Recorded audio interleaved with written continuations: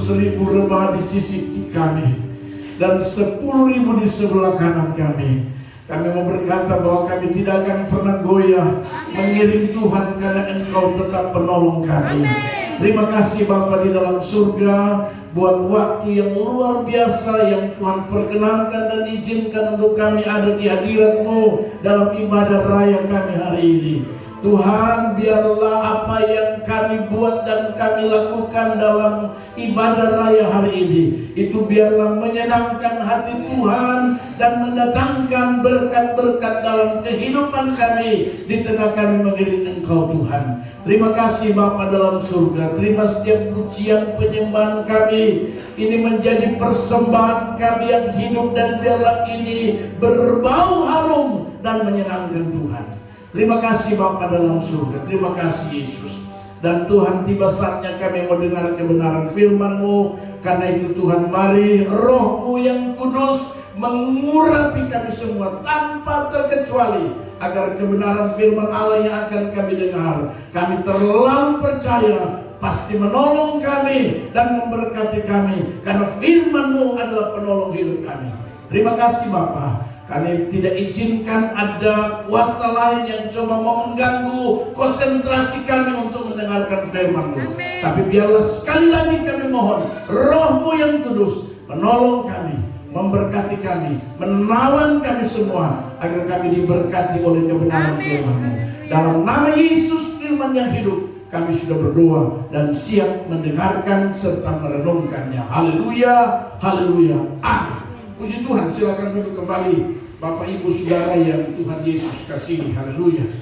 Kita bersyukur lagi ya, karena hari ini Tuhan izinkan saudara dan saya lagi untuk ada dalam ibadah raya di minggu hari ini ya. Saya percaya, saya terlalu yakin ya, kesempatan itu tidak datang kebetulan bagi saudara dan saya. Amin. Kesempatan itu merupakan anugerah yang besar dari Tuhan buat kita semua. Karena itu kalau saudara dan saya ada hari ini, itu karena kebaikan Tuhan. Amin. Saudara percaya karena kebaikan Tuhan? Amin. Amin. Bilang kiri kanan, Anda ada hari ini karena kebaikan Tuhan. Haleluya. Luar biasa saudara. Kalau tanpa Tuhan kita tidak tahu kita ada di mana ya. Bisa saja kita ada di tempat yang lain, tapi karena hari ini saudara ada di sini, itu karena kebaikan Tuhan saudara. Haleluya. Puji Tuhan Bapak Ibu Saudara yang Tuhan Yesus kasih. Minggu kemarin saya menyampaikan kebenaran firman Tuhan dengan perenungan kita, yaitu berjalan, bawalah aku berjalan dalam kebenaran. Haleluya. Itu minggu kemarin saya menyampaikan kepada kita semua ya, bawalah aku berjalan dalam kebenaran, atau saya singkat, berjalan dalam kebenaran Tuhan. Haleluya.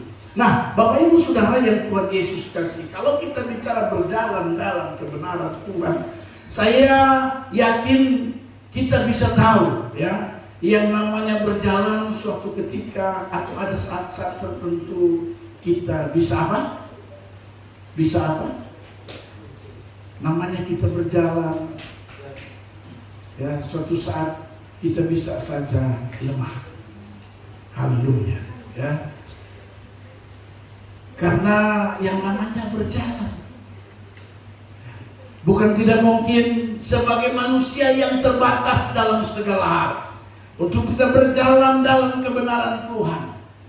Bukan tidak mungkin kita bisa jadi lemah ya, kita bisa capek dan lain-lain sebagainya. Karena itu hari ini saudaraku yang Tuhan Yesus kasih, saya ingin menyampaikan kebenaran firman Tuhan tentang bagaimana supaya kita menjadi kuat. Haleluya. Kalau kemarin berjalan dalam kebenaran Tuhan ya, hari ini saya menyampaikan firman Tuhan ya, menjadi kuat. Haleluya. Mari kita lihat firman Tuhan dulu ya, di dalam Yakobus pasalnya yang pertama, ayatnya yang kedua sampai ayatnya yang kelima. Haleluya. Kita lihat firman Tuhan Yakobus pertama ayat 2, 3, 4, 5. Haleluya. Saya ingin bicara tentang bagaimana atau menjadi kuat, rahasia menjadi kuat. Ya. Kalau minggu kemarin berjalan dalam kebenaran Tuhan, hari ini kita menjadi kuat. Saudara mau kuat, amin? Haleluya. Tanpa kekuatan tidak ada kemenangan. Ya, tanpa kekuatan tidak bisa meraih keberhasilan. Haleluya. Ya. Mari kita lihat firman Tuhan Yakobus 1 ayat yang kedua. Saya baca buat kita semua. Saudara-saudaraku, anggaplah sebagai suatu kebahagiaan apabila kamu jatuh ke dalam berbagai-bagai pencobaan. Sebab kamu tahu bahwa ujian terhadap imanmu itu menghasilkan ketekunan. Dan biarkanlah ketekunan itu memperoleh buah yang matang, supaya kamu menjadi sempurna dan utuh dan tak kekurangan suatu apapun. Tetapi apabila di antara kamu ada yang kekurangan hikmat, hendaklah ia memintakannya kepada Allah yang memberikan kepada semua orang dengan murah hati dan dengan tidak membangkit-bangkit, maka hal itu akan diberikan kepadanya. Haleluya. Bapak Ibu Saudara yang Tuhan Yesus kasihi, ya. Tadi saya katakan bahwa hari ini saya akan bicara tentang kita harus menjadi kuat. Perlu hari-hari ini sebagai anak-anak Tuhan, sebagai orang percaya, di tengah-tengah tantangan, di tengah-tengah pencobaan, di tengah-tengah persoalan dan masalah, kita perlu menjadi kuat. Kenapa kita perlu jadi kuat? Karena hanya orang-orang kuat sajalah yang bisa bertahan. Hanya orang-orang kuatlah yang bisa mendapatkan apa yang dia inginkan, saudara. Haleluya. Semua orang pasti menginginkan supaya dia bisa mendapatkan apa yang dia cita-citakan. Tetapi itu semua kembali lagi saya mau katakan kepada kita, dibutuhkan kita harus orang-orang kuat, harus menjadi kuat. Karena itu Efesus 6 ayat 10. Coba kita lihat satu ayat ini, akan saya bawa buat kita membuka, ya, perenungan kita. Efesus 6 ayat 10 kata firman Tuhan begini. Saudara-saudara, coba munculkan. Akhirnya hendaklah kamu kuat di dalam Tuhan. Paulus mengirimkan surat kepada jemaat yang ada di Efesus, supaya jemaat Efesus itu menjadi kuat di tengah-tengah keadaan, situasi, di tengah-tengah pengalaman hidup, di tengah-tengah perjuangan hidup, di tengah-tengah persoalan hidup. Paulus menegaskan kepada jemaat yang ada di Efesus, hendaklah kamu kuat di dalam Tuhan, di dalam kekuatan kuasa. Haleluya. Memang kita perlu kuat. Kalau tidak kuat bahaya. Bukan sedikit orang gagal dalam membangun sesuatu, membangun sesuatu yang diharapkan. Ya, contoh, dia mungkin membangun rumah tangga yang sakinah, mawaddah, warohmah. Ya. Ada juga yang gagal. Kenapa gagal? Saya pastikan karena tidak kuat. Haleluya. Karena itu butuh kuat, saudara. Nah, untuk kita bisa kuat, kita kembali dalam pembacaan firman Tuhan kita tadi dalam Yakobus. Mari kita lihat yang pertama. Ya, dalam pembacaan firman Tuhan kita dikatakan firman Tuhan begini. Saudara-saudaraku, anggaplah sebagai suatu kebahagiaan apabila kamu jatuh ke dalam berbagai pencobaan. Ayat ini dengar baik, mengajarkan kepada kita supaya apa? Poin pertama saya mau beritahu, supaya kita kuat. Yang pertama, ayat ini mengajarkan kepada kita untuk apa? Untuk merubah paradigma kita, mindset kita, cara berpikir kita harus berpikiran positif. Kalau ada tantangan, tantangan itu tidak akan menghancurkanmu. Kalau ada pencobaan, pencobaan itu tidak akan menggagalkan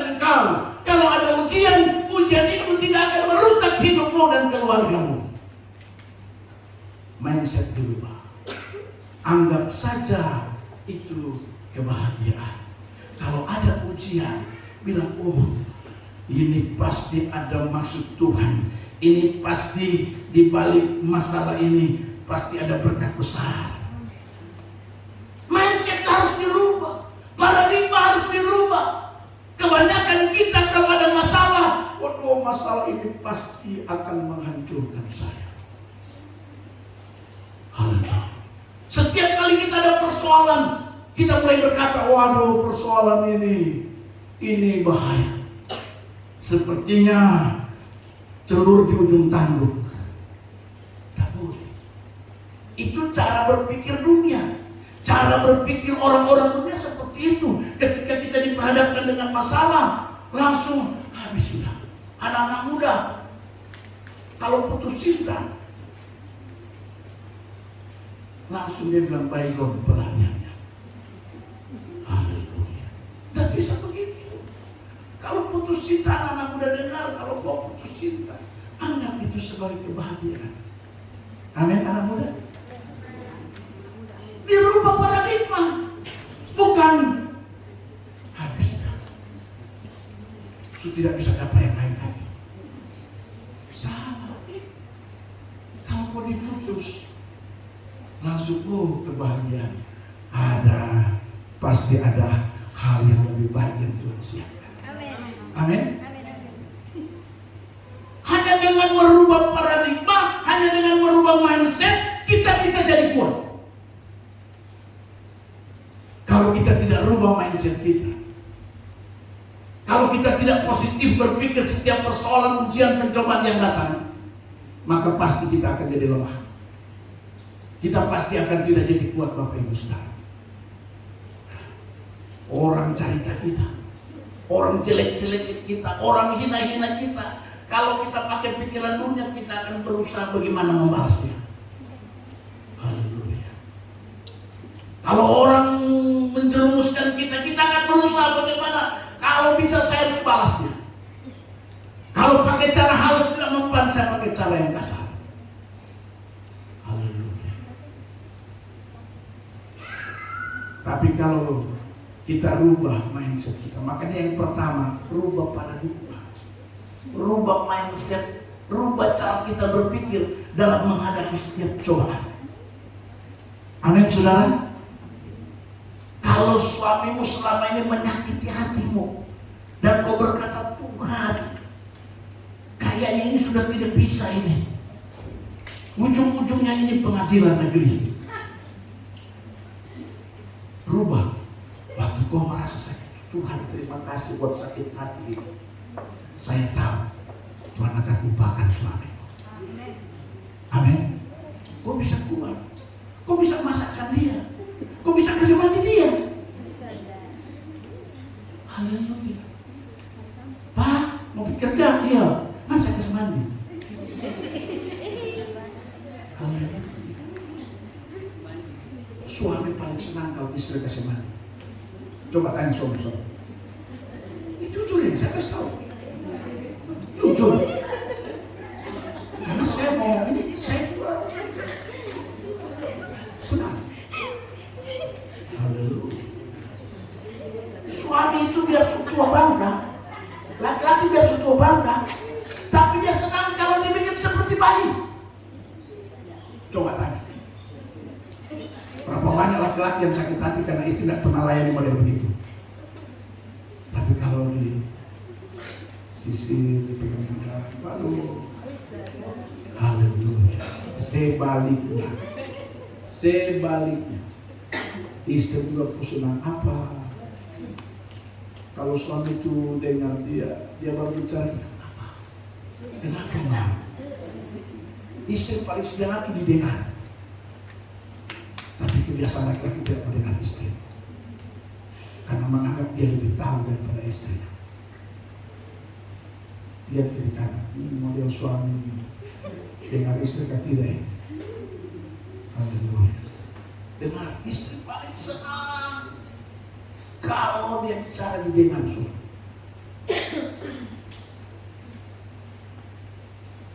Haleluya. Makanya Bapak Ibu Saudara yang Tuhan Yesus kasih, untuk kita bisa jadi orang yang kuat. Karena memang dibutuhkan kuat, dibutuhkan orang-orang kuat, dibutuhkan saudara saya harus kuat. Untuk apa? Untuk kita bisa meraih apa yang kita inginkan. Dibutuhkan kuat. Minggu kemarin saya bicara soal berjalan dalam kebenaran Tuhan. Untuk berjalan dalam kebenaran Tuhan, bukan tidak mungkin suatu saat saudara saya capek. Capek karena apa? Karena pencobaan. Capek karena apa? Karena ujian. Capek karena apa? Melakukan apa yang Tuhan kehendaki. Karena itu dibutuhkan kita kuat. Nah, untuk kuat dengan baik, yang pertama rubah mindset kita. Dikatakan firman Tuhan, saudara-saudaraku, anggaplah sebagai suatu apa? Kebahagiaan. Apabila kamu menghadapi berbagai-bagai cobaan. Haleluya. Kalau dapat anak-anak yang nakal, ya, jangan marah-marah, jangan sampai ada maki-maki, Anda sampai kutuk-kutuk dia. Haleluya. Ada orang tua sampai kutuk-kutuk anaknya gara-gara terlalu nakal. Jangan. Anggap itu kebahagiaan Tuhan. Terima kasih. Saya bersyukur anak ini mungkin sekarang dia nakal, tapi saya percaya Tuhan. Saya percaya bahwa Tuhan punya rencana buat dia masa depan penuh harapan. Amin. Kalau itu sudah bisa terima. Saya mau beritahu, Anda bisa terima setiap persoalan masalah kalau Anda rubah mindset Anda menghadapi setiap persoalan itu. Haleluya. Karena itu waktu saya baca ayat ini, saya bilang, Tuhan, ini baik sekali untuk kita bisa menjadi orang yang mampu menghadapi setiap cobaan, untuk kita menjadi orang yang kuat menghadapi setiap masalah dan persoalan. Alkitab menjelaskan supaya kita melihat cobaan, melihat masalah, melihat persoalan itu sebagai suatu kebahagiaan. Haleluya. Ya. Lihat suamimu sebagai suatu kebahagiaan. Lihat istrimu dengan segala kekurangannya. Ya. Kebanyakan kita ini sekarang, kenapa kita berat? Kenapa rasanya hidup ini berat? Rasanya tidak kuat. Karena kita ini belum mampu menerima orang lain, belum mampu menerima kekurangan orang. Itu yang membuat hidup ini berat. Kenapa? Karena itu mindset kita masih mindset yang lama, paradigma lama. Melihat persoalan, melihat cobaan, melihat tantangan, seolah-olah tantangan cobaan masalah ini akan merugikan hidup ini. Nah, padahal dengar baik surat Paulus kepada jemaat yang di Roma. Kalau saudara perhatikan baik-baik, ya, Roma pasalnya yang ke-8 ayat 28. Coba munculkan ayat ini, Roma pasal 8 ayat 28. Pak Thomas baca ayat ini. Haleluya. Ini kita harus paham betul. Sudah, Roma pasal 8 ayat 28. Nah, sudah ada di sini. Lihat. Kita tahu sekarang, kalau Anda ada cobaan, kalau Anda ada masalah, kalau Anda ada persoalan, ingat baik bahwa Allah turut bekerja dalam segala sesuatu, dalam segala pencobaanmu, dalam segala masalah. Allah turut bekerja di sana untuk apa? Untuk mendatangkan kebaikan. Jadi kalau ada cobaan, anggap itu sebagai kebahagiaan, karena Allah ada di sana untuk mendatangkan kebahagiaan bagi saudara dan saya, untuk mendatangkan kebaikan. Amin. Haleluya. Kalau ada kakak bakal lain, anggap itu kebahagiaan. Haleluya. Jangan sampai ada kakak bakal lain itu saling meninggalkan. Ya. itu bukan anak Tuhan. Mindsetnya masih kalau saya di sini rugi.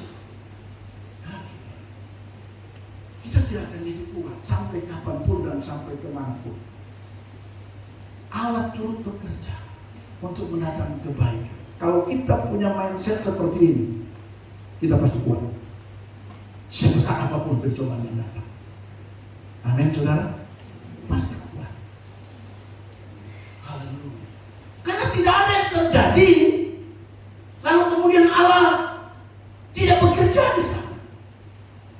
Bayangkan Yusuf, kakak-kakaknya hianati dia, kakak-kakaknya jual dia. Bayangkan saudara.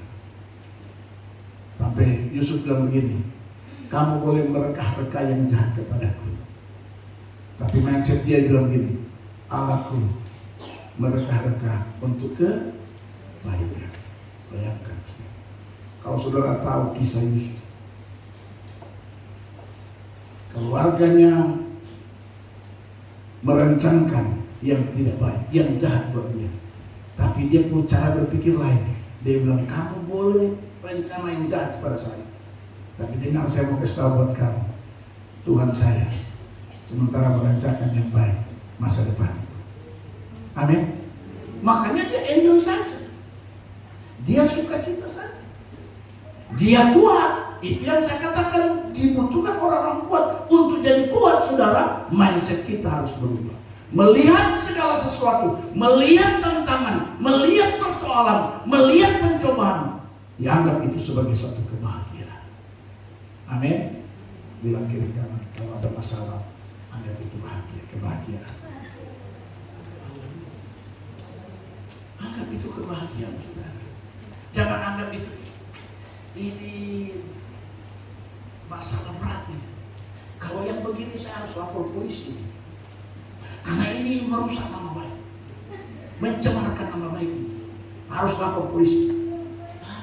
Ini mindset dunia. Haleluya. Ini cara-cara dunia.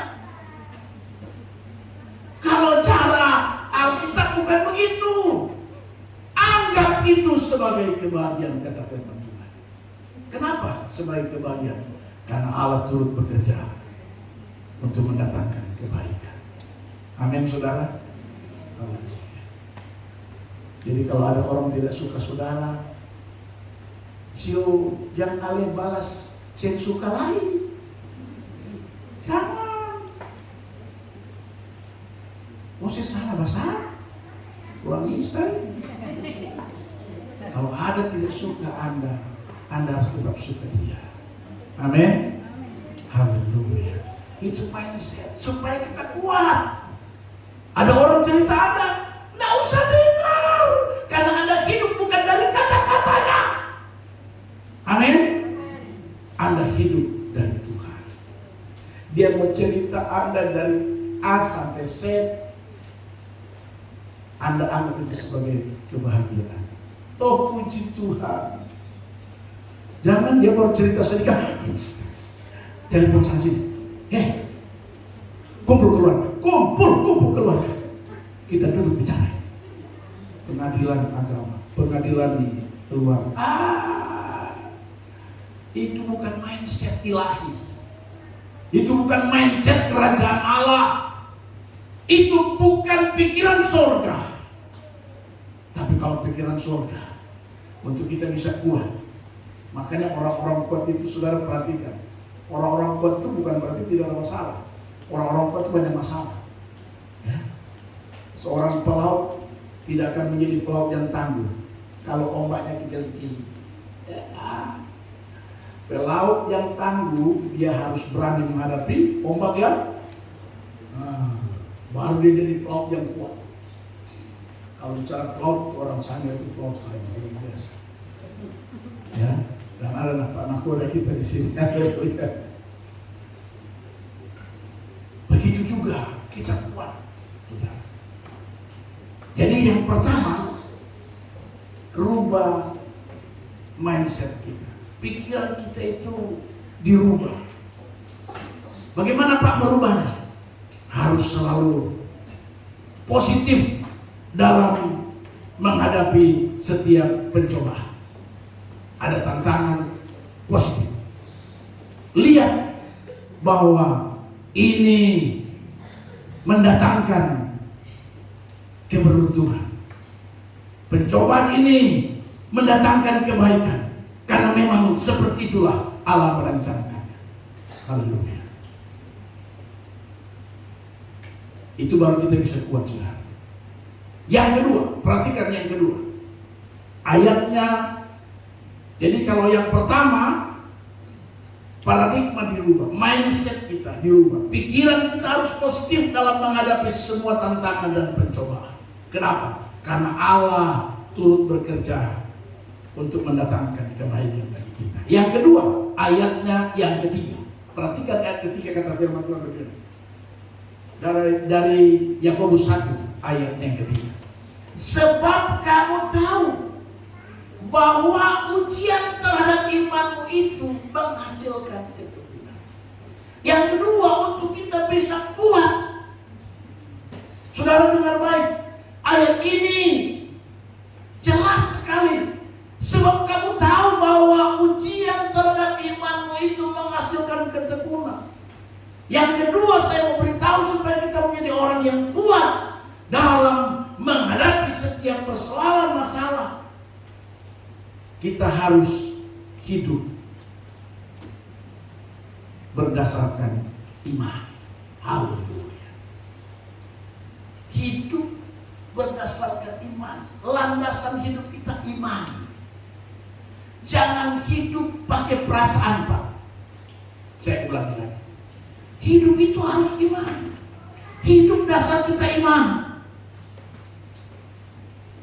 Alkitab berkata bahwa kita hidup itu, manusia orang benar hidup karena iman. Coba munculkan ayat itu, ya. Haleluya. Coba ayat Galatia 3 ayat 11. Apa kata firman Tuhan di sana? Galatia 3 ayat 11. Apa kata firman Tuhan? Nah, dan bahwa tidak ada orang yang dibenarkan di hadapan Allah karena melakukan hukum Taurat. Adalah jelas karena orang yang benar akan hidup oleh iman.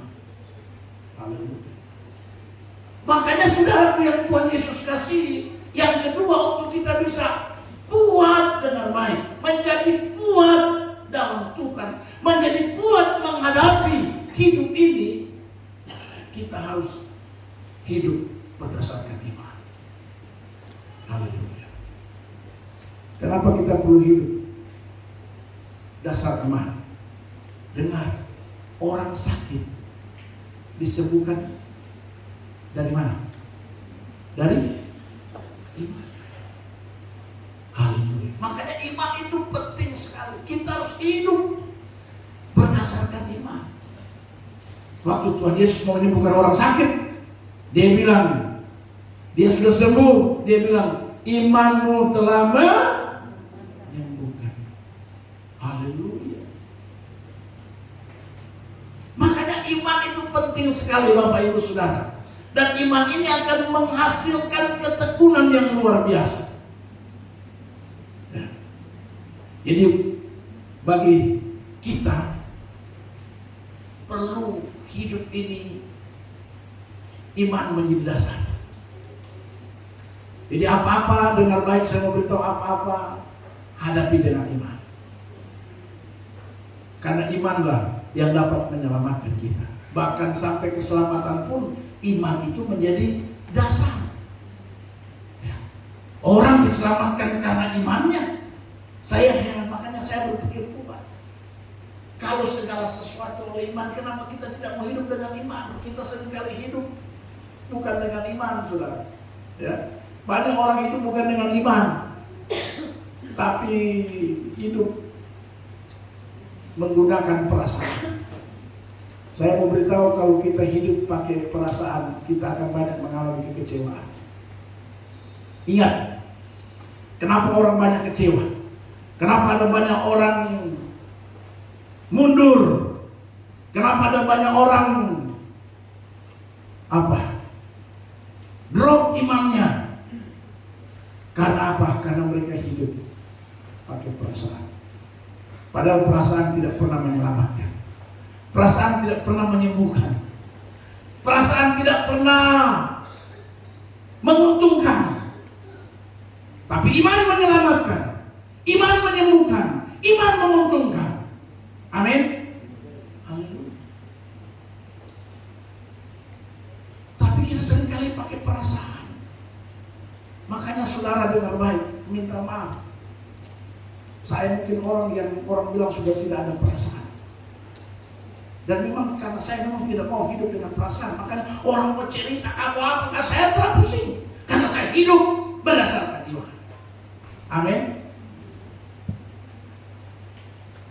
Orang mau tidak suka, orang mau apa itu, yang penting saya mau menyenangkan hati Tuhan.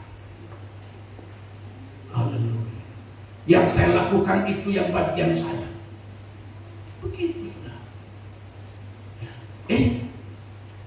Malah justru semakin saya hidup karena iman, semakin saya hidup dasarkan iman, makin saya melihat Tuhan melakukan sesuatu yang luar biasa.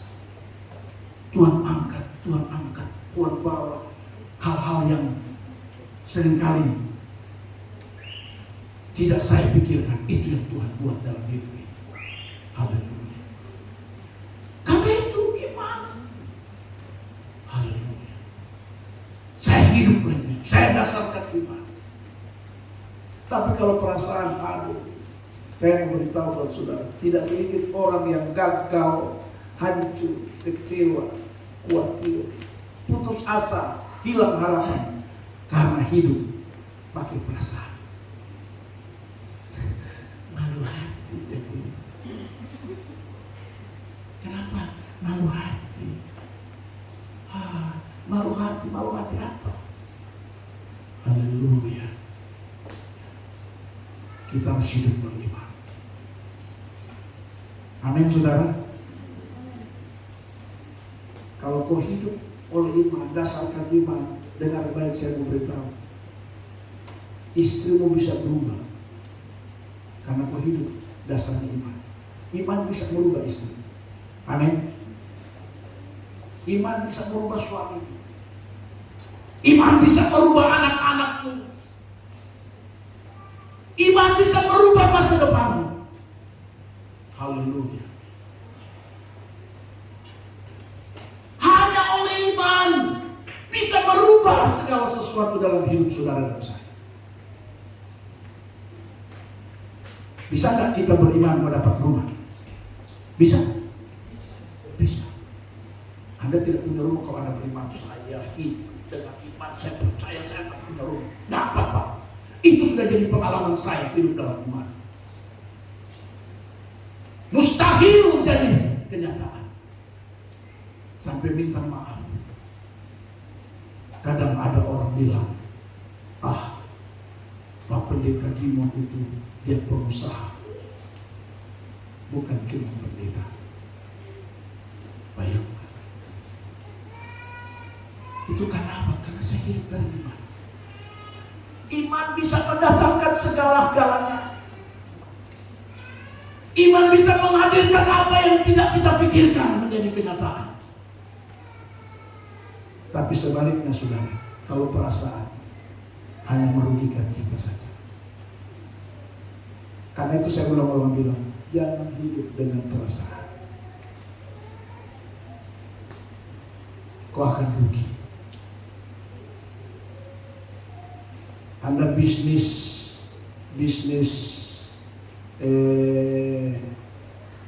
jualan, bisnis baju, bisnis apa saja, Anda harus pakai iman supaya bisnis itu berhasil. Jangan pakai perasaan. Perasaan itu utang semua. Banyak orang datang beli ini, iya. Berapa ini? 10.000. Anda sudah 2.000.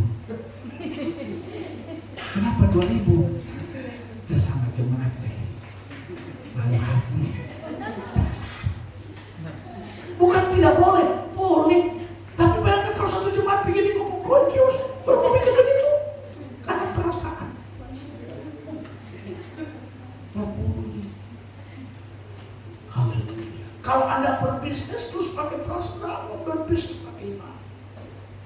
Pakai iman itu bagaimana? Ada penjelasannya. Seperti itu. Ibu Linda ya. Ibu Linda bisa bangkrut kalau begitu. Haleluya. Jadi tidak boleh saudara hidup oleh iman. Karena iman itulah yang akan membawa kita melihat sesuatu yang lebih besar yang Tuhan sediakan dalam hidup saudara dan saya. Amin.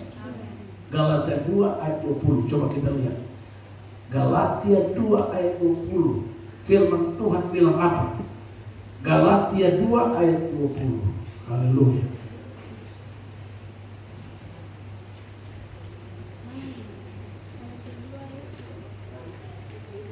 Dan bahwa tidak ada orang yang dibenarkan di hadapan Allah karena melakukan.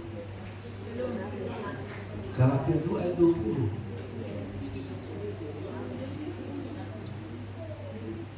Namun aku hidup, tetapi bukan lagi aku yang sendiri yang hidup. Bukan aku sendiri yang hidup, melainkan Kristus yang hidup dalam aku. Dan hidupku yang kuhidupi sekarang di dalam daging adalah hidup oleh iman dalam anak Allah yang telah mengasihi aku dan menyerahkan dirinya untuk aku. Ini kata Paulus.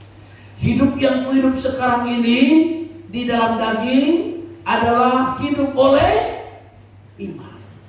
Jadi Paulus sudah berpindah dari cara hidup daging kepada cara hidup beriman. Haleluya. Makanya Paulus bilang, Paulus ini pernah sebelum dia dipanggil Tuhan, dia pernah jadi anggota dewan. Namanya Dewan Gereja. Setelah dia dipanggil Tuhan, dia bilang begini, itu semua kuanggap sampah. Haleluya. Itu luar biasa. Dia anggap sampah. Tapi banyak pendeta akhir zaman ini justru dia anggap sampah karena mau jadi anggota dewan. Jadi kalau saya ketemu ada pendeta menjadi anggota dewan, jangan kau kembali di sampah. Saya pastikan kau akan hancur. Dan hampir semua hamba Tuhan yang masuk ke dewan itu,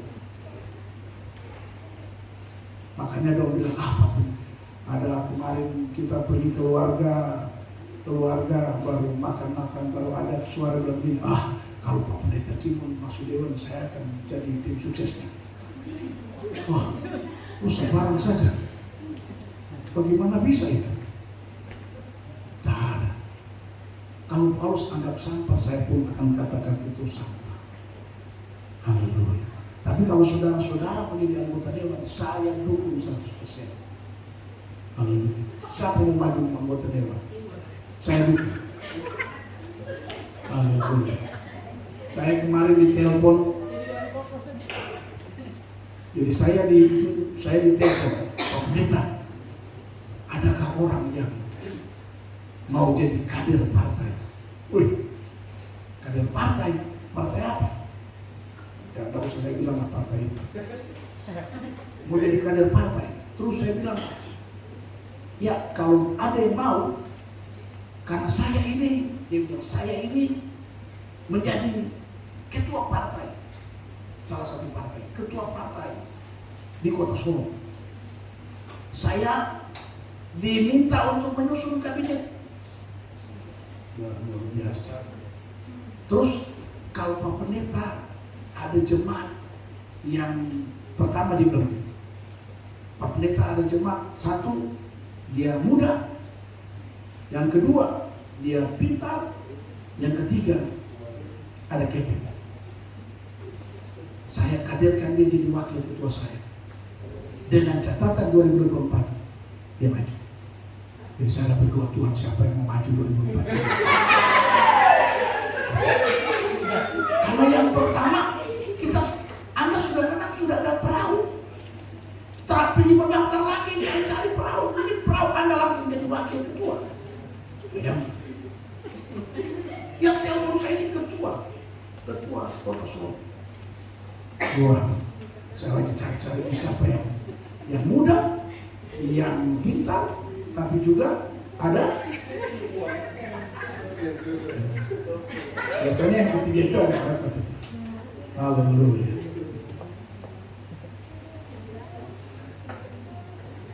Jadi saudara itu, tapi bagi saya itu kan sama. Karena Paulus bilang itu sama.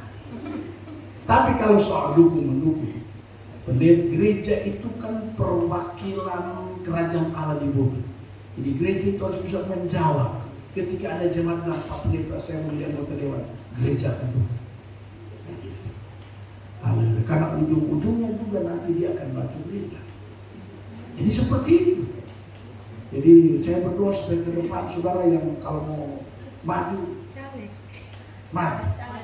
tapi jangan harus ada partai itu hal lain. Tapi saya mau beritahu buat saudara. Yang kedua, saya ulangi lagi ya. Untuk kita jadi orang kuat, harus hidup berdasarkan iman. Amin saudara. Hidup berdasarkan iman. Sekali lagi, hidup berdasarkan iman. Tidak boleh pakai perasaan. Tidak boleh hidup karena perasaan. Kita akan mengalami kegagalan. Kita akan mengalami orang gagal itu dimulai dari kekecewaan. Kecewa, iman roh, dan pasti gagal. Tapi kalau kita hidup oleh iman, haleluya, melihat segala sesuatu, saya percaya, saya beriman, masa depanku pasti akan berhasil. Saya percaya masa depan saya akan punya ini dan punya itu. Harus hidup dengan iman. Baru kita bisa menjadi orang yang strong menjalani hidup ini. Yang ketiga, sekaligus yang terakhir, pembacaan firman Tuhan kita. Haleluya. Ayat 4. Dan biarkanlah ketekunan itu memperoleh buah yang matang. Ini bukan buah ya, bukan buah yang matang, supaya kamu menjadi sempurna dan utuh dan tak kekurangan sesuatu apapun. Haleluya.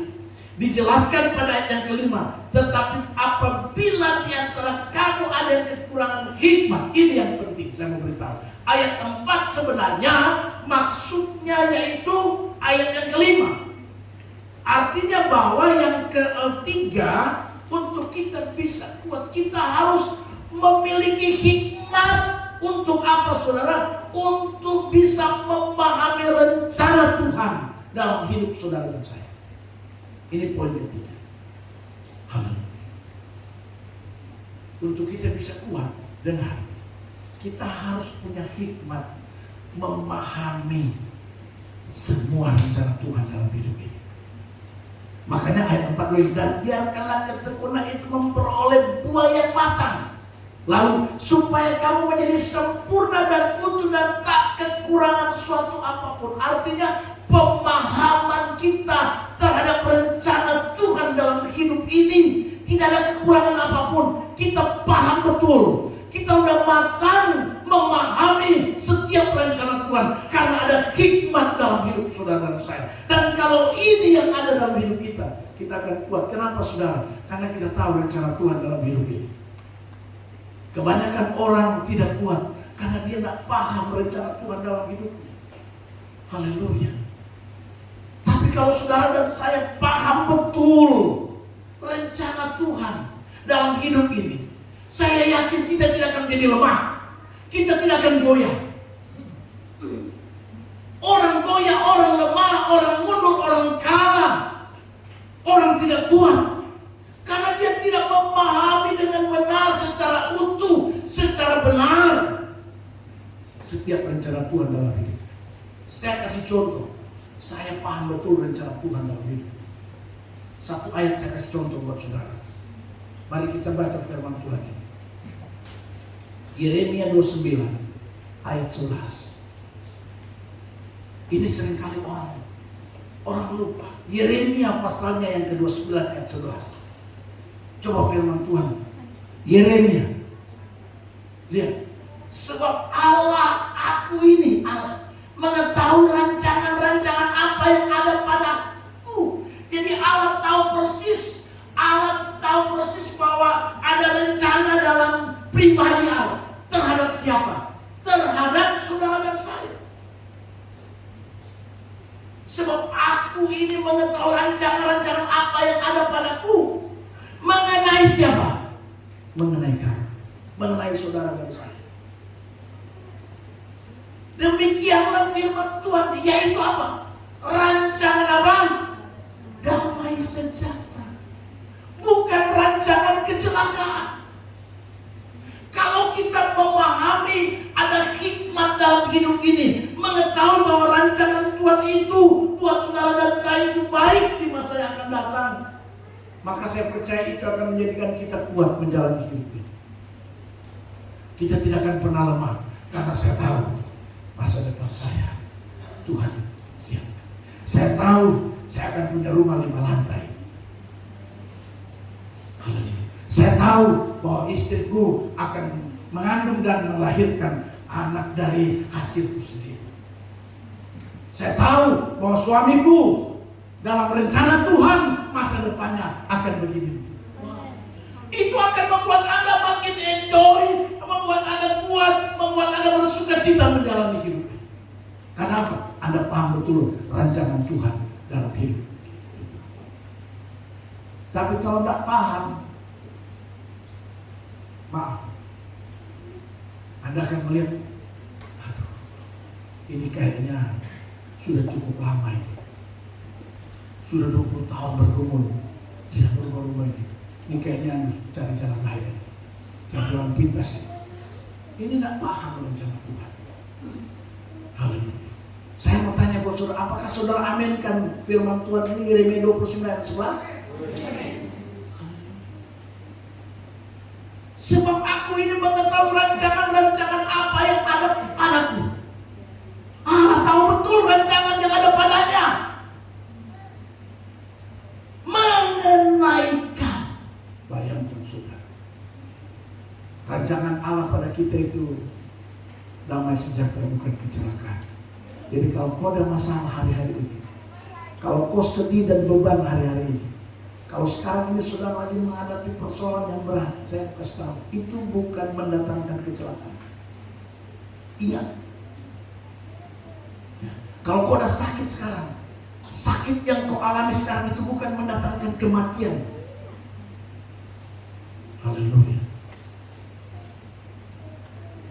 Anak-anak muda, kalau masa depanmu dengan baik, masa depanmu bukan kecelakaan, tapi masa depanmu itu masa depan yang luar biasa. Anda harus tahu betul, supaya Anda kuat menjalani hidup ini. Bila perlu sambil hidup saat ini lucu-lucuan saja, humor. Saya seringkali kasih humor anak-anak, humor istri sampai ibu rumah bayi, Pak, ini macam sugila kah? Tidak, memang karena saya tahu harus begitu, humor saja. Tapi dalam keluarga, jangan bikin di luar sana, di luar ini apa ya? Maksudnya dalam keluarga, istrimu, anak-anak, humor saja. Haleluya. Tapi jangan bikin di luar sana. Pas ada pertemuan rapat, baru bikin humor. Wah, ini nggak boleh. Jadi jangan hidup begitu. Jadi yang ketiga yang saya pahami betul rencana Tuhan dalam hidup saudara dan saya. Kalau Anda paham rencana Tuhan dalam hidup saudara dan saya, saudara, aduh, ringan hidup ini. Tidak berat hidup ini, ringan. Karena kan rencana Tuhan itu indah dalam hidup saudara dan saya. Amin. Kadang kita ini suka nyanyi lagu-lagu yang seperti itu, tapi kita tidak pahami kata-katanya. Rencanamu, oh Tuhan, indah. Bayangkan, nyanyi bagus, tapi habis nyanyi susah. Habis nyanyi pikiran beban. Haleluya. Padahal kalau rencana Tuhan itu indah. Jadi kalau setiap kali lihat suami, wah, rencana Tuhan buat papa Buka dompet itu. Bapak juga lihat ibu, mama, rencana Tuhan indah Bapak. Anak-anak rencana Tuhan. Saya sering bilang sama anak, Novela rencana Tuhan buat indah. Ada masalah, rencana Tuhan indah. Indah saudara. Itulah kalau kita paham itu saudara, makanya ayat pembacaan firman Tuhan kita itu menghasilkan buah yang matang, yang utuh, yang tidak ada kekurangan. Artinya kita betul-betul paham betul bahwa rencana Tuhan itu terlalu luar biasa dalam hidup saudara saya. Dan bahkan ayat 5 dikatakan, kalau memang Anda belum ada, minta apa itu? Hikmat memahami rencana Tuhan. Orang yang punya hikmat memahami rencana Tuhan, bahwa rencana Tuhan indah dalam hidupnya, rencana Tuhan masa depannya luar biasa. Orang ini pasti kuat menjalani hidup. Dia tidak akan pernah mundur, dia tidak akan pernah goyah, dia tidak akan pernah menyerah. Karena dia tahu rencana Tuhan itu indah dalam hidup ini. Amin saudara. Saudara paham bahwa rencana Tuhan indah dalam hidup? Inilah yang membuat kita bisa jadi kuat. Haleluya. Jadi saya simpulkan firman Tuhan buat kita semua, supaya kita jadi kuat menjalani hidup ini. Yang pertama, mindset dirubah. Haleluya. Pencobaan-pencobaan yang datang dalam hidup saudara saya bukan mendatangkan kecelakaan, bukan. Tantangan, ujian, persoalan di dalam dan di luar. Istri kah, suami kah, anak kah, mertua kah, anak mantu kah, nenek mantu kah, ipar kah, apalagi. Semua itu saya mau beritahu, mindset merubah. Ini bukan untuk menjadikan kita berpisah. Ini bukan untuk, masalah ini bukan menjadikan kita harus jalan masing-masing. Tapi lihat ini sebagai kebahagiaan. Haleluya. Ini pasti ada hal yang luar biasa yang Tuhan mau lakukan dalam hidup ini. Haleluya. Ini harus dirubah. Jangan itu justru jadi bumerang dalam hidup saudara saya, sehingga Anda kehilangan sukacita, kehilangan semangat, kehilangan segala-galanya. Akhirnya digenapilah firman Tuhan bilang, dia datang untuk membunuh, mencuri, dan membinasakan. Jangan sampai, karena mindset kita salah. Yang kedua, hidup itu dasarnya iman. Iman menjadi dasar hidup. Jangan yang lain. Kalau iman menjadi dasar hidupmu, saya yakin kita tidak akan pernah goyah menjalani hidup ini. Dan yang ketiga, memiliki hikmat, memahami setiap rencana Tuhan. Haleluya. Harus kita punya hikmat yang datangnya dari Tuhan untuk memahami semua rencana Tuhan. Kalau kita paham rencana Tuhan dalam hidupmu dengan baik, tidak pernah ada rencana Tuhan dalam hidup saudara saya itu mendatangkan kecelakaan, mendatangkan kerugian, mendatangkan kehancuran. Tidak ada. Tapi rencana Tuhan itu indah, memberikan masa depan kita penuh dengan harapan. Amin saudara. Kalau hari ini belum, mungkin besok. Kalau besok belum, mungkin lusa. Kalau lusa belum, mungkin minggu depan. Amin. Karena bagi Tuhan tidak ada jalan tertutup. Bagi Tuhan selalu ada jalan keluar. Tuhan berkati kita semua. Amin buat firman Tuhan. Haleluya. Mari kita tutup Alkitab kita. Main musik sihir bagi Tuhan.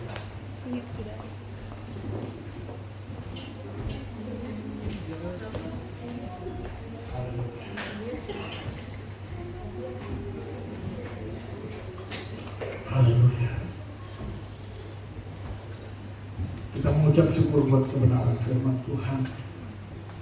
Haleluya. Kita nyanyikan satu pujian bagi Tuhan. Haleluya. Mungkin selama ini saudara dalam menghadapi setiap ujian, menghadapi tantangan pencobaan, saudara tidak merasakan itu sebagai suatu kebahagiaan. atau mungkin saudara mulai hidup dengan perasaan dan sudah tidak memahami betul tentang rencana Tuhan dalam hidup.